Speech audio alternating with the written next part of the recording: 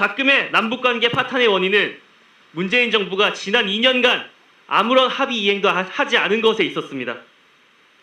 평양 시민 앞에서 9.19 평양선언 합의를 약속하고 서로 적대하지 않겠다고 약속했던 그 모든 선언들은 물거품이 되어버렸습니다. 그동안 문재인 정부는 대체 무엇을 했습니까? 한반도 평화와 번영을 말로는 이야기해놓고 아무런 합의 이행도 하지 않은 것이 문재인 정부의 대북 정책입니까? 한미 워킹그룹이 내정 간섭입니다. 게다가 말이 협의이지 사실상 미국의 허락을 받으라는 것 아니겠습니까? 주권국가의 정책을 허락받으라는 것은 그들이 이 땅을 식민지로 보고 있다는 증거가 아니겠습니까? 과거 조선에 대한 일제의 식민 통치 그리고 그 상징이었던 조선 총독부가 타도와 청산의 대상이었듯이 한미 워킹그룹도 해체되어야 마땅합니다. 한미연합 군사훈련은 누구를 가상의 적으로 삼고 있습니까? 바로 북한 아닙니까? 9.19 군사분야 합의서에서 서로에 대한 적대 행위를 멈추기를 약속했다면 한미연합 군사훈련은 한반도의 전쟁 위기를 한미연합 군사훈련은 중단되는 것이 맞지 않겠습니까? 현 시점에서 오로지 의미를 지니는 것은 문재인 정부가 자주적 입장으로 북을 대하고 한반도 문제를 대하는지 여부입니다. 통일을 원한다면 미국의 의존적인 태도를 버리고 북측을 깔보는 태도를 없애버리고 민족 자주의 관점에서 한반도 문제를 대하기를 강력히 촉구합니다.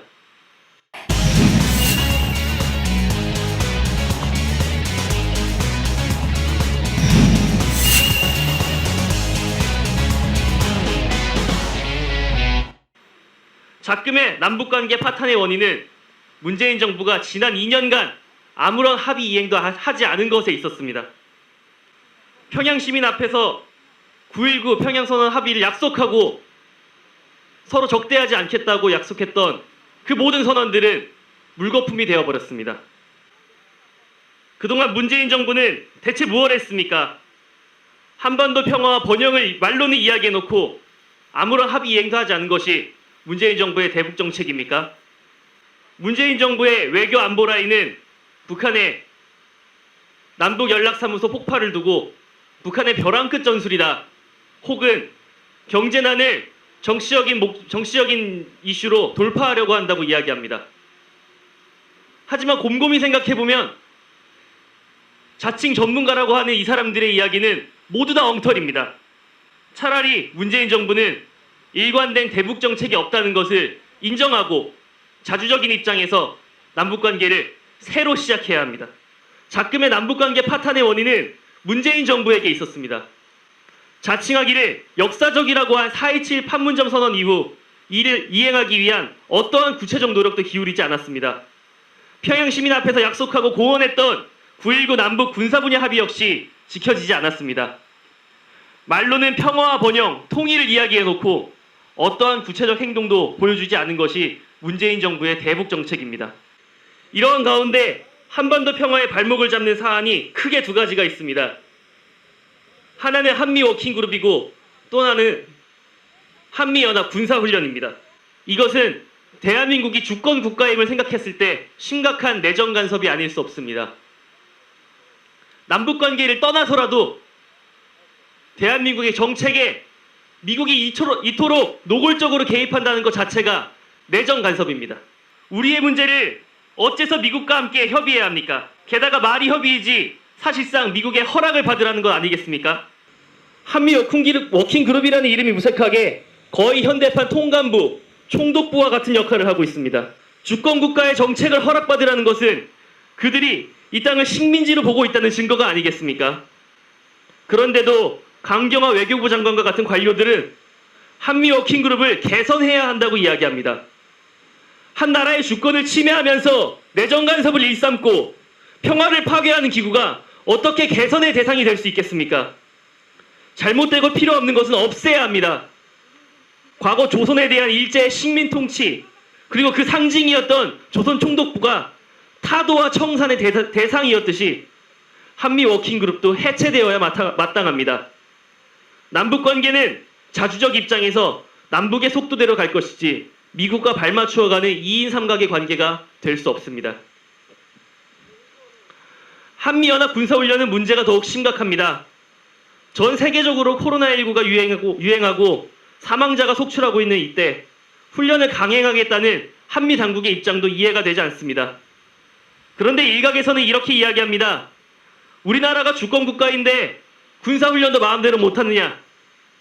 당연히 국토를 지키기 위한 군사훈련 자체는 문제가 되지 않습니다. 주권 국가로서 주권을 지키기 위해 무력을 갖추는 것은 당연한 일입니다. 문제는 한미연합 군사훈련이 가지고 있는 성격과 목표입니다. 한미연합 군사훈련은 누구를 가상의 적으로 삼고 있습니까? 바로 북한 아닙니까? 과거 팀 스피리트 훈련부터 을지 프리덤 가디언 훈련, 그리고 썬더볼트 훈련과 작년에 한미연합 지휘소 훈련에 이르기까지 훈련의 형태와 이름이 바뀌더라도 바뀌지 않는 한 가지는 북한을 가상의 적으로 삼고 있다는 한 가지였습니다. 이전 것까지는 어쩔 수 없다고 치더라도 9.19 군사분야 합의서에서 서로에 대한 적대 행위를 멈추기를 약속했다면 한미연합 군사훈련은 한반도의 전쟁 위기를 한미연합 군사훈련은 중단되는 것이 맞지 않겠습니까? 한반도의 전쟁 위기를 만들고 긴장을 고조시키는 무력 행위에 불과한 한미연합 군사훈련은 절대로 한반도의 평화를 바라는 훈련이 될 수 없습니다. 최근 문재인 정부가 대북 안보 라인을 대대적으로 교체하는 개각을 단행했습니다. 통일부 장관에는 이인영 씨가, 국정원장에는 박지원 씨가 내정되었다고 합니다. 언론에서는 북한 통을 내세워서 이번 남북관계 개선을 도모하는 인사라고 평가합니다. 더불어 이번 스티브 비건 특별대표의 방안을 두고 미 대선 전에 제3차 북미 정상회담을 추진하려는 목적이 있다라고까지 이야기합니다. 그러나 통일부 장관이, 국정원장이 제 아무리 북한 통이라고 하더라도 북한과 미국이 제3차 북미 정상회담을 추진한다고 하더라도 현 시점에서는 아무런 의미가 없습니다. 현 시점에서 오로지 의미를 지니는 것은 문재인 정부가 자주적 입장으로 북을 대하고 한반도 문제를 대하는지 여부입니다. 그렇기에 문재인 정부에 이야기합니다. 이제는 정신을 차려야 합니다. 미국이 모든 것을 다 해결해 줄 것이라는 헛된 꿈에 빠져 있어서는 안 됩니다. 그래서는 남북관계를 개선할 수 없습니다. 그리고 한반도의 평화와 번영을 만들 수도 없습니다. 남측의 체제가 북측의 체제에 승리했다는 관점으로는 한반도에서 결코 통일을 만들 수가 없습니다. 그런 관점이라면 우리에게 주어지는 것은 오로지 대결과 분열일 뿐일 것입니다. 이제는 변해야 합니다. 진정으로 평화와 번영, 통일을 원한다면 미국의 의존적인 태도를 버리고 북측을 깔보는 태도를 없애버리고 민족 자주의 관점에서 한반도 문제를 대하기를 강력히 촉구합니다. 이상입니다.